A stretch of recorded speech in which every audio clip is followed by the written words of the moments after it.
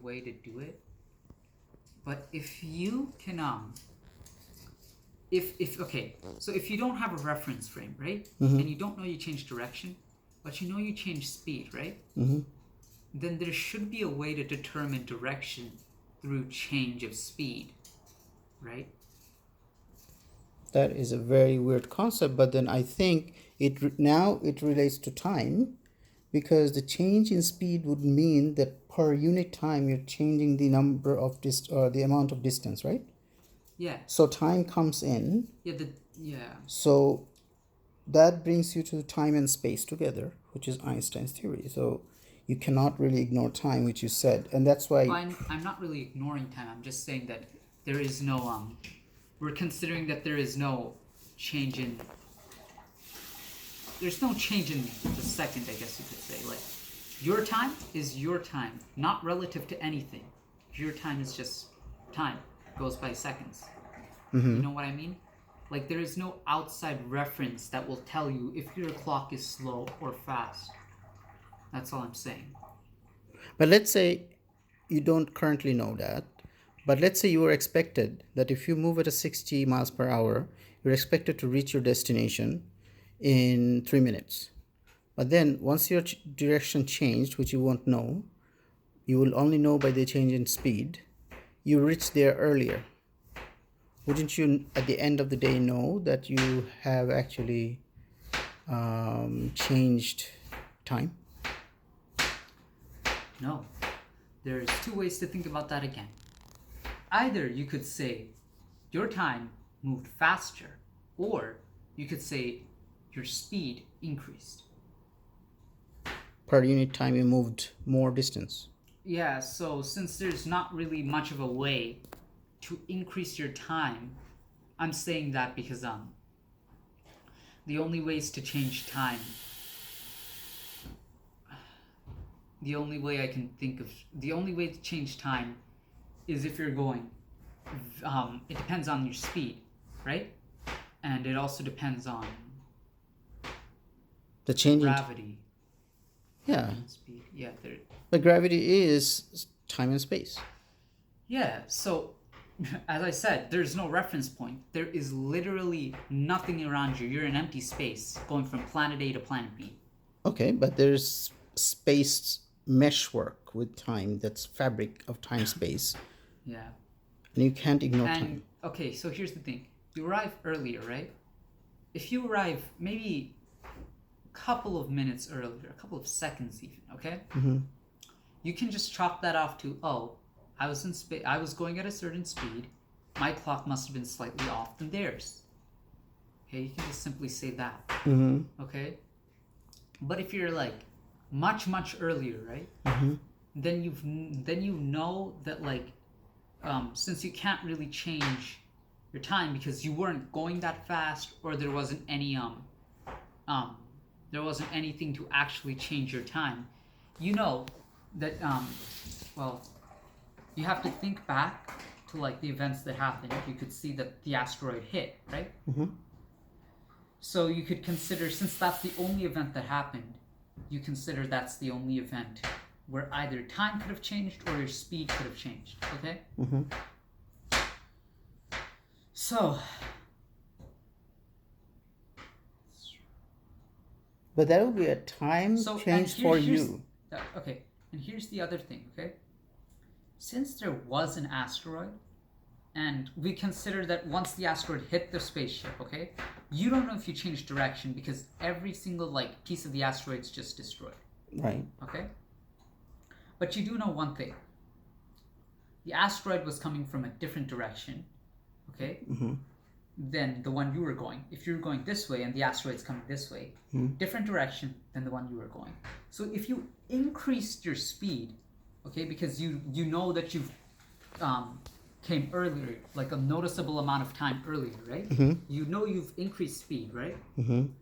But you know that nothing from, like, you haven't increased speed and stayed in the same direction. If you'd increased speed and stayed in the same direction, right, there would have needed to be a force from this direction that pushes you, okay? But since the only force that pushed you was from a different direction than the one you were going, you know you must have changed direction and you've also changed speed. Yeah, I know that you're understanding this, but probably you're not saying it very accurately. Was that what I'm supposed to do? I don't know. Like when you explain things, you're supposed to do that. So what I'm saying is, because of the direction of the asteroid hitting, the speed would actually be different.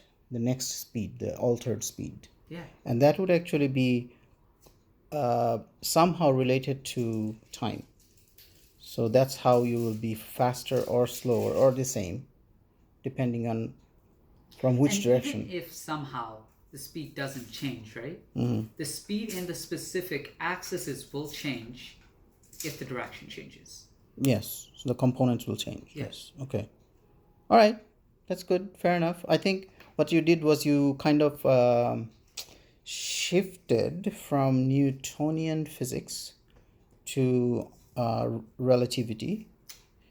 You had to. You had to bring in time. And if you dig in deeper, I think there will be the time space curvature and gravitation working in everything as well. This mathematics that you're learning right now will not be enough to do that.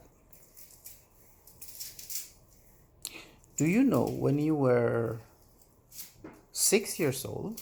History lesson about myself. Yeah. Yes. You actually talked about pendulum when we were riding a rickshaw one day. I still remember that place. We're coming from, I think, a park. And then you suddenly said that the pendulum, the motion of the pendulum will depend not only of the gravity, but will also depend on time space curvature. And that is the first time that you were 6 years old.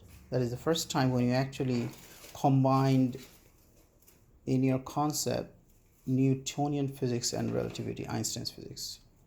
You you didn't really know a lot about pendulum then. But you said that the pendulum with the time space curvature, it's moving along the time space curvature, and you said that the pendulum's motion will change because of the time space curvature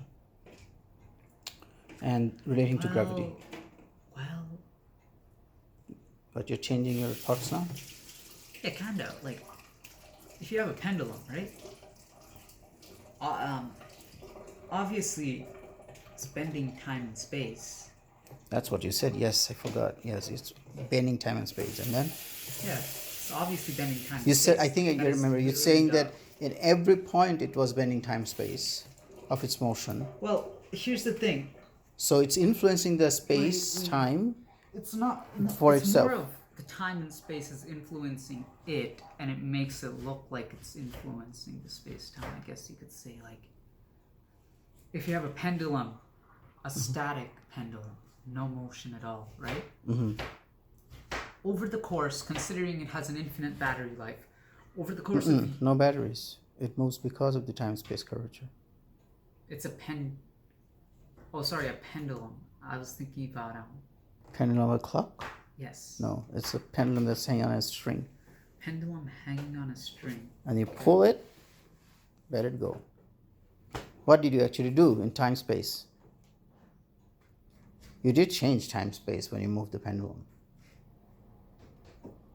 Did you change the curvature? Did you? Well, the other way to think about it is you actually pulled it to put some potential energy on it. Yeah. Let it go, and the potential energy moves the pendulum, but it has to move through time space curvature, altering it at every point. That's why I said it actually influenced the time space curvature, not the other way around, because you put external energy in it to change time space curvature. Does it make sense? Because technically, if a mass can change time space curvature, then the force moving the mass should also change time space curvature because it's an energy field, right? And time space curvature, or what we are calling gravitation, is also an energy field. So they must have some way to interact, although they're different kinds of energy.